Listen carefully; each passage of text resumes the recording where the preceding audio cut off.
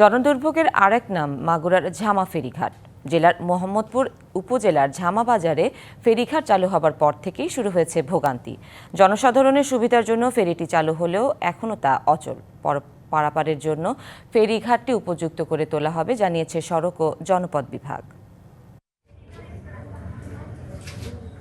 মাগুরার মোহাম্মদপুর ও ফরিদপুরের বোয়ালমারী উপজেলার মধ্যে যাতায়াত ও কৃষিপণ্য পরিবহনে ভোগান্তি কমানোর লক্ষ্যে ঝামা বাজারে ফেরি চলাচল শুরু হয় ২০২৩ সালে।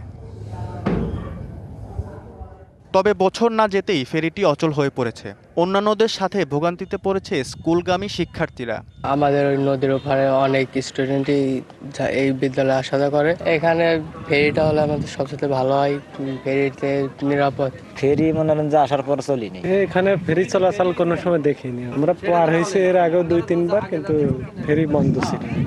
ফেরিটির দেখাশোনার জন্য আছে ঠিকাদার প্রতিষ্ঠান, তবে তৎপরতা নেই তাদের।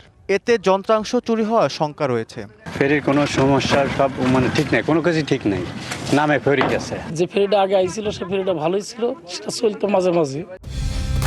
কালার এক্সপার্ট, জর্জ স্যাপ এবং মাইল্ড অন হ্যান্ডস টেকনোলজি সমৃদ্ধ অরিক্স ক্রিস্টাল ওয়াশ আপনার লন্ড্রি এক্সপার্ট। নিয়ে গেছে ভালোটা, আর এটা দিয়ে গেছে এর ৮ মাসের ভিতর ৩ দিন চলেছে আর ফেরি নষ্ট। দিন চলে না, প্রায় ৩-৪ মাস এমনি পড়ে আছে। ওই যে ঘাটের ঘাটে কাজ করাতে যে ঘাট। ফেরিঘাটটি পারাপারে প্রয়োজনীয় ব্যবস্থা গ্রহণ করবে সংশ্লিষ্ট ইজারাদার কর্তৃপক্ষ, এমনটাই জানিয়েছে সড়ক ও জনপথ বিভাগ। ঝামা বাজার চরঝামা ফেরিঘাটের জন্য গত ৩০/৬/২০২৫ তারিখে ১/৭/২০২৫ থেকে ৩০/৬/২০২৮ পর্যন্ত 3 বছরের জন্য মেসার শেখ এন্টারপ্রাইজকে ইজারা প্রদান করা হয়। এই তারিখের মধ্যে সংশ্লিষ্ট যে ইজারাদার সে হচ্ছে মূলত ফেরি পারাপারের প্রয়োজনীয় ব্যবস্থা গ্রহণ করবেন। বিপুল টাকায় চালু হওয়া ফেরির এমন পরিণতিতে ক্ষুব্ধ এলাকাবাসী। দ্রুত সমস্যার সমাধান আশা করেন তারা। DBC news desk.